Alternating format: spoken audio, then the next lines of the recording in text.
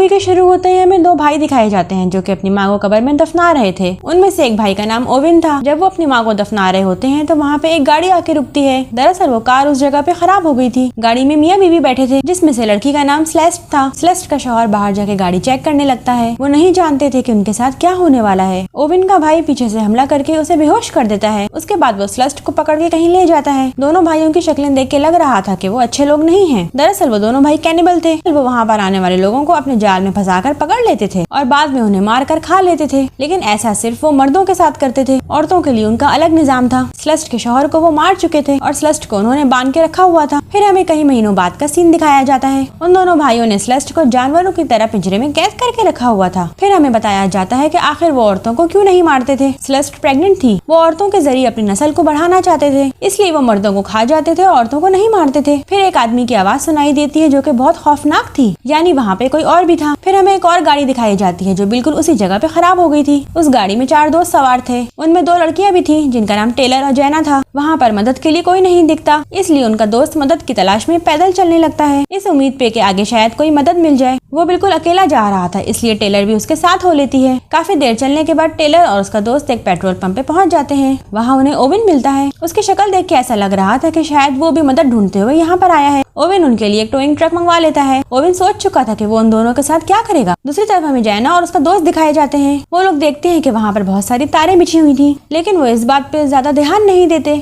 वो तारें दरअसल एक जाल के तौर पे बिछाई गई थी और एक अलार्म की तरह काम कर रही थी। उन्हीं तारों की वजह से उन भाइयों को पता चल जाता था कि कोई उनके इलाके में आया है। जैना और उसका दोस्त गाड़ी में बैठे होते हैं। तभी वो देखते हैं कि कोई उनकी तस्वीरें खींच रहा है और वो कोई और नहीं, ओविन का भाई था। ये देख के उन लोगों को बहुत अजीब लगता है। वो वहाँ रुक के इंतजार करने के बजाय पैदल चलना शुरू कर देते हैं। रास्ते में उन्हें एक तस्वीर गिरी हुई मिलती है जो उन्हीं की थी। वो सोचते हैं कि कोई तो ऐसा है जो इन पे नजर रखे हुए है। फिर हमें टेलर और उसका दोस्त दिखाए जाते हैं। उन्हें टोइंग ट्रक का इंतजार करते हुए काफी देर हो चुकी थी, लेकिन अभी तक कोई उनकी मदद के लिए नहीं आया था। टेलर अपने दोस्त को ये कहकर वापस जाने लगती है कि जब टोइंग ट्रक आ जाए तो मुझे रास्ते में से पिक कर लेना। टेलर का दोस्त अकेला रह गया था। ओविन टेलर के दोस्त को मदद मांगने के बहाने अंदर बुलाता है और उसके सर पे वार करके उसे बेहोश कर देता है। टेलर को अकेले जंगल में बहुत डर लग रहा था, इसीलिए वो पेट्रोल पंप पे वापस आ जाती है। ओविन टेलर के सर पे वार करके उसे भी बेहोश कर देता है। उसने टेलर के दोस्त को बांधा हुआ था और वो टेलर को भी बांध के वहाँ से ले जाने लगता है। दूसरी तरफ जैना और उसका दोस्त जंगल में पैदल आगे बढ़ते जा रहे थे। रास्ते में उन्हें एक और तस्वीर मिलती है जो टेलर और उसके दोस्त की थी। ये तस्वीर देख के वे और ज्यादा परेशान हो जाते हैं। इसी दौरान ओविन का भाई वहाँ पे आ जाता है। वो बिल्कुल पागल था। जैना तो वहाँ से भाग जाती है, लेकिन ओविन का भाई जैना के दोस्त पे हमला कर देता है। भागते भागते जैना एक घर के सामने पहुँचती है। ये देखकर उसे थोड़ी तसल्ली होती है, लेकिन वो नहीं जानती थी कि ये घर भी उन्हीं दोनों भाइयों का है। अभी जैना उस घर के अंदर जाने का सोच ही रही थी कि उसके सामने से एक गाड़ी गुजरती है। बदकिस्मती से वो ओविन की गाड़ी थी जो कि टेलर को अपने साथ ले जा रहा था। ओविन जैना को भी गाड़ी में बिठा लेता है। घर पहुंच के जैना पुलिस को कॉल करती है। घर में बहुत सी तस्वीरें लगी हुई थी जो कि मारे जाने वाले लोगों की थी। यहाँ पर जैना समझ जाती है कि वो बहुत बड़ी मुसीबत में फंस चुकी है। टेलर और जैना को बांध दिया जाता है। तभी उन दोनों के सामने उनके दोस्त को लाया जाता है। ओविन का भाई बड़ी बेरहमी के साथ उनके दोस्त की गर्दन मोड़ के उसे मार डालता है। उस लड़के को इन दोनों के सामने इसलिए मारा गया था क्योंकि वो उन्हें खबरदार करना चाहते थे कि यहाँ से भागने की कोशिश फजूल है। उसके बाद ओविन दूसरा शिकार ढूंढने के लिए पेट्रोल पंप पे चला जाता है और ओविन का भाई उनके दोस्त के जिस्म के टुकड़े कर रहा होता है। दूसरी तरफ वो दोनों लड़कियां एक दूसरे की मदद करते हुए खुद को आजाद करा लेती हैं। वो भाग रही थीं, लेकिन घबराहट की वजह से उन्हें समझ नहीं आ रहा था कि वो किस रास्ते जाएं और कौन सा रास्ता महफूज है। भागते भागते वो उसी जगह पहुंच जाती हैं जहां उनकी गाड़ी खराब हुई थी। थोड़ी देर में वहाँ पे टोइंग ट्रक भी आ जाता है। उस ट्रक को एक बूढ़ा आदमी चला रहा था। वो दोनों उस आदमी को अपने साथ हुए हादसे के बारे में बताती हैं। वो आदमी उन दोनों को अपने ट्रक में बिठा के वहाँ से चला जाता है, लेकिन वो नहीं जानती थी कि ये बूढ़ा आदमी उन्हीं भाइयों का अंकल है। वो सब लोग मिलकर काम करते थे। वो बूढ़ा आदमी उन दोनों को उस जगह पर ले जाता है जहाँ पर वो लोग शिकार हुए लोगों की गाड़ियाँ पार्क करते थे। वो आदमी उन दोनों लड़कियों पे गन तान के उन्हें घर की तरफ वापस ले जा रहा था। रास्ते में ओविन का भाई टेलर पे हमला करके उसे मार डालता है। हालांकि वो लोग औरतों को नहीं मारते थे, फिर भी उसने टेलर को मार डाला था। घर जाके वो बूढ़ा आदमी उन लोगों को समझाता है कि हमें उसूलों के हिसाब से काम करना चाहिए। ओविन का भाई बिल्कुल पागल था, वो किसी की नहीं सुनता था। यहाँ पर हमें ये भी पता चलता है कि फिल्म के शुरू में जो खौफनाक आवाजें सुनाई दे रही थी वो किसी और की नहीं, इन्हीं के तीसरे भाई की थी। लेकिन हमें ये नहीं बताया जाता कि उसे कैद करके क्यों रखा हुआ था। जब वो दोनों आपस में बात कर रहे होते हैं तो जैना चुपके से एक ब्लेड उठा लेती है। फिर जैना को सेलेस्ट के साथ बंद कर दिया जाता है। जब जैना सेलेस्ट को देखती है तो उसे अपना अंजाम भी समझ आ जाता है और अगर वो यहाँ से नहीं भागी तो उसका भी यही हाल होगा। सेलेस्ट ना रो रही थी ना चिल्ला रही थी क्योंकि उन भाइयों ने उसकी जबान काट दी थी। जैना ब्लेड की मदद से सेलेस्ट को आजाद कर देती है। अब ब्लेड सेलेस्ट के हाथ में था। इतना जुल्म सहने के बाद अब उसको आजादी नजर आ रही थी। वो इस जिंदगी से तंग आ चुकी थी। सेलेस्ट अपने पेट पे वार करके बच्चे को मार डालती है और उसके बाद अपने आप को भी खत्म कर लेती है। तभी ओवेन का भाई भी वहाँ पर आ जाता है। जब वो सेलेस्ट की लाश देखता है तो उसे बहुत दुख होता है। थोड़ी देर बाद ओवेन भी वापस आ जाता है। उसका अंकल उसे बताता है कि तुम्हारे भाई ने एक औरत को मार दिया है। ओवेन गुस्से में अपने भाई के पास जाता है। ओवेन सोचता है कि मेरे भाई का दिमाग बिल्कुल खराब है, कहीं कुछ कहने पे वो मुझे ही ना मार डाले।